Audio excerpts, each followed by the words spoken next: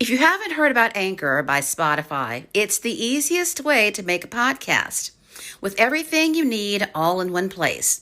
Let me explain.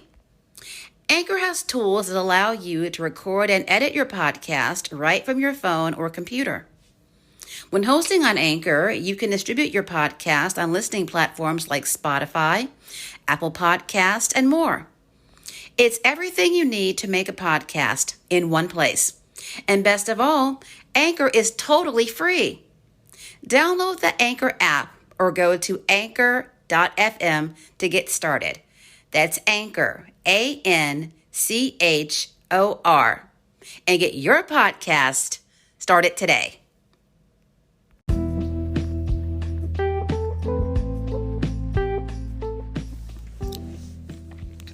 It's albums like this that made me wish I had grown up in the 60s. Welcome back to Two Sisters in a TV, the classic TV podcast where we talk about all things and everything classic TV. Today we're going to take another deep dive into the world of music, this time by reviewing an album for the first time. Now, I've never reviewed an album before. This is a first, so I can't wait to see how this is actually going to turn out. But I got this album recently, bought it from eBay and Amazon. Got it from Amazon. And it's an album I wanted for a long time, but I never actually got around to buying, but I decided to go ahead and do it, and I'm so happy that I did. It's one of my top 5 favorite albums at this point. The album in question is by The Temptations. It's called The Temptations with a Lot of Soul. It was released on July 17th, 1967. It is the 5th studio album by The Temptations. It, of course, was during that classic 5 period, which included, this was the period of when the members were in the group. The members included Melvin Franklin, Eddie Kendricks, Paul Williams, Otis Williams, and David Ruffin. This album was produced by Norman Whitfield. Now, originally, all of the material was produced by Smokey Robinson, but Norman Whitfield got his hands on The Temptations in 1966. The first song that he recorded with them, I believe, was Ain't Too Proud to Beg. And from what I heard, what I read in Otis's book, by the time they get done with that song, because he forced David Ruffin, who sang lead, to sing at a register higher than his normal range. So he really pushed David and the rest of the group to break through even more so vocally. He pushed them to go even harder vocally than they'd ever gone before. And by the time they were done recording the song, at last, according to Otis, David was drenched in sweat and his glasses were all over his face. But Norman Whitfield was known as being a tyrant in the studio. He was very demanding. He was very controlling. He was not the nicest person, but he was very, very talented. And with he and the Funk Brothers playing all of the instruments and all of the arrangements, they had one phenomenal hit album. This album peaked at number 1 on the R&B charts and number 7 on the pop charts. So it was a big hit, and it released 4 successful hit songs. It released on the album, we have I Know I'm Losing You, All I Need, You're My Everything, and Loneliness Made Me Realize It's You That I Need. All of these songs hit either the top 10 or the top 20 on both the R&B and the pop charts. So you had some really successful hits to come from this album. All of the songs on the album are absolutely wonderful. Now, I, of course, don't have the vinyl. I have the CD. But I'm going to just go through each song the way that it is on the actual album. Side 1, and then of course next of all side 2. Now, of course, on side 1, the very first song is I Know I'm Losing You, which was, by the time the album was released that July, it had been that song was released 9 months earlier. Hit number 1 on the R&B charts, hit number 8 on the pop charts. That's where it peaked on both of those charts. Of course, this song, very hard-edged, very driving, very just in your face. And that's the way the entire first side of this whole album is. All the songs are, Norman Whitfield really pushed the Temptations through a limit vocally. He pushed them into a completely different level, a completely different plateau vocally with these songs. The arrangements were very driving, they were very demanding. And as a result, the guys had to really, they had to meet those demanding arrangements and demanding orchestrations. And they did. They were wonderful. Most of the songs on this album, David Ruffin sings lead on most of the songs. But of course, all the guys get to shine in different ways. And that's another thing that makes it such a good album. But of course, after I Know I'm Losing You, the second song on the album is Ain't No Sun Since You've Been Gone. Now, when I first heard this song, I was not expecting it to be the powerful song that it is. From the very beginning, I was blown away. It's so powerful. David Ruffin sings lead, and he does an amazing job. It's a great song, one of my all-time favorites. I love this song. And again, Norman Whitfield has another very demanding arrangement. Demanding vocals are required to go along with the arrangement. And of course, it all comes together perfectly. It's wonderful. Next of all, you have All I Need. This too is a big song for the Temptations. It peaked, I believe, at number 3 on the R&B charts and number, I believe, 8 over on the pop charts. Great song about a guy who has been unfaithful to his girlfriend, and he just wants her, all I need is for you to say that you forgive me. It's a great song. David Ruffin again sings lead vocals, and again, terrific song. The fourth song on the album, on side 1, is my all-time favorite song by the Temptations, period. It's titled Loneliness Made Me Realize It's You That I Need. This song peaked at number 3 on the R&B charts. That's September of 1967, and it peaked at number 14 on the pop charts. Again, Ruffin sings lead vocals, but this time you get to hear in the last verse, you get to hear all of the other Temptations as well. You get to hear, first of all, Paul, then Otis, then Eddie, and then Melvin. It's a great song. You get to hear all the guys shine. David's vocal is absolutely amazing. He was at his top on this song. This song, if you want to really hear the essence of David Ruffin, put on this song because he's amazing from start to finish. This really is it attests to what a phenomenal singer that he was. This song right here, of all the songs that David Ruffin did in his career, this one, I think more than any other, really shows what a phenomenal singer that the man was. And it's, again, my favorite Temptations song of all time. The next song on the album is a Paul Williams-led track. Now, Paul, in the early days, most of the vocals on the Temptations songs in the very beginning were done by either Eddie or Paul. Paul was also the choreographer within the group. He also choreographed some of the other acts for Motown, like the Supremes, I believe also Martha and the Vandellas. The Stop the Supremes did in Stop in the Name of Love, well, that came from Paul. But by this point, Berry Gordy had gone and hired the legendary choreographer Charlie Atkins to not only work with the Temptations, but all the other Motown acts. Not Charlie, but Cholly, Cholly. And so that meant that Paul didn't have nearly as much to do. It's pretty disappointing that he lost the choreographer position. And of course, he was not singing on lead very often anymore either, because basically all the leads went to either Eddie or David. And so Paul, he was like, hey, I can sing too. He began to complain and protest, and rightfully so, because Paul Williams was a wonderful singer. And of course, the other guys also went to bat for Paul, and they were saying the same thing. Well, hey, yeah, give Paul some leads. And so they listened, and they decided to give Paul a lead on this album. The song is titled No More Water in the Well. Basically, it's Paul telling his girlfriend, I'm tired of you treating me like crap. You're taking me for granted, and I'm not going to do it anymore. And you do hear Eddie and David, in the background, they're also, you hear their vocals in the song as well, very clearly. And so it's a really good song. Of course, Paul does an amazing job, which he always did. And so, this too, another driving, demanding, in-your-face tune.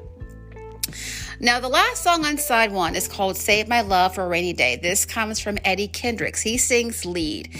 Again, very powerful song, very driving. It's really pulsating, and it really just pushes the guys all the way to the edge, along with the Funk Brothers and Norman Whitfield. I mean, again, they were magic together.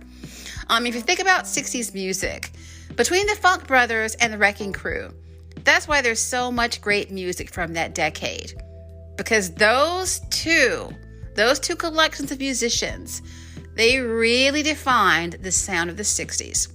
So yeah, that wraps up side one. Side one, again, very driving. It's amazing. But when you get to side two, the songs kind of take on more of a ballad approach. Some would even say that some of the songs get kind of sappy toward the end. I won't go that far. I don't agree with that. But they do turn into ballads by the time you get over to, the latter part of side two. Still great songs, though. No one could sing a ballad like the Temptations anyway. The first song on side two is a Holland Dozier Holland song, which is interesting and really good timing that we're doing this episode, because for those of you who do not know, Lamont Dozier passed away the other day at the age of 81. So this is a great way to pay tribute to him and all that he brought to Motown, because Holland Dozier Holland really helped to create that Motown sound. Now, they didn't work with the Temptations except for this one time, because first of all, Smokey Robinson had his lock on the Temptations, and then Norman Whitfield had his lock. So they never had a chance until now to give them any material. But this was the one song by Holland Dozier Holland that they got to sing. And David sings lead. It's called One Last Look. Basically, this couple is breaking up, and the guy wants to look at his, soon-to-be ex-girlfriend, or I guess his ex-girlfriend. He wants to see her one more time, while he, has the chance to do so. Really good song. Really nice that they got to include a song on this album. And also, rest in power to Lamont Dozier. The next song on side two is Sorry is a Sorry Word. Again, Ruffin sings lead vocals. It's a really good song, one of my favorites. If you go to YouTube, there's a really great video where you can see them recording it in the studio. CBS did like a little special on Motown, and you get to see the guys in the studio recording the song. It's classic. I highly recommend going over there and checking it out. The video is about maybe less than 10 minutes, but this is a really good song. Like it very much, one of my all-time favorites. The third song on side two is another big hit that they had, You're My Everything. Eddie sings lead. Ruffin joins him on the bridge. And of course, they wrap the song up together. Wonderful song. I think it peaked at number 1 on the R&B charts, number 6 on the pop charts. A fantastic song. Beautiful song, beautiful arrangement, beautiful vocal from Eddie. Ruffin on the bridge. It's just a wonderful song all the way around. It's absolutely flawless. The fourth song is another Ruffin-led vocal titled Now That You've Won Me. Basically, this song comes from Smokey Robinson. He contributed this song to the album. Basically, it's a guy saying, okay, I'm your man. We're together. We're a couple. We're in a relationship. Don't screw me over. That's basically what the song is about. Really great arrangement, by the way. Marvelous arrangement and really, really good song. The fifth song on side 2 is called Two Sides to Love. It's another Eddie Kendricks led vocal. And again, Norman Whitfield did the arrangement. And basically, it's a guy telling a girl, there are two sides to love. You've seen the bad side, but there's also a good side. If you stick with me, I want to show you the good side. Again, really good ballad. And no one can sing a ballad quite like Eddie Kendricks. And then the last song on the album, this is really a unique spin. It's called Don't Send Me Away. Smokey Robinson also contributed this track to the album. Interesting thing about it is that Otis sings lead on this song. Otis had a really good voice. I'm sure he still does. But this gave him a chance to shine. You get to hear how he handles a song singing lead. Now, Otis Williams gets a lot of hate for different reasons. But I have to give him his props. I have to give him credit. Otis knew when to stay in the background. Otis knew he didn't have a powerful voice like David Ruffin or Dennis Edwards or Ollie Woodson or Eddie Kendricks or Paul Williams. He didn't have a voice like any of them or some of the other guys in the Temptations down through the years.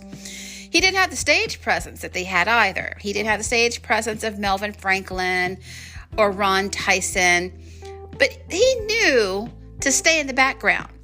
He knew to let the guys with the better voices, the stronger, more powerful voices, and with the greater stage presence be out front. He didn't let his ego get in the way and cause him to, hey, it's my group. I want to be out front. I want to be the top dog. I want to have all the attention. He was smart enough to know where he needed to stay within that group when it came to the records, the albums, the material, and of course the performances on stage. And from what I understand, he's still keeping his place in the background. So got to give him props for that. Very smart. But yeah, check out this album if you haven't ever heard it before. It's in its entirety on YouTube. You can check it out over there. You can, of course, get it like I did on Amazon. It's also available on eBay. I love this album. I can't tell you how much I enjoy listening to it. It's absolutely wonderful. I mean, it really shows the Temptations at their peak during that Classic 5 era. Now, 1967 was a great year for music anyway. I mean, the Beatles released Sgt. Pepper. The Mamas and Papas released Deliver. Frank Sinatra, Nancy Sinatra, they had their song Something Stupid. You had the Turtles, they released Happy Together. The Rolling Stones released Ruby Tuesday. Excuse me. The Supremes had great material.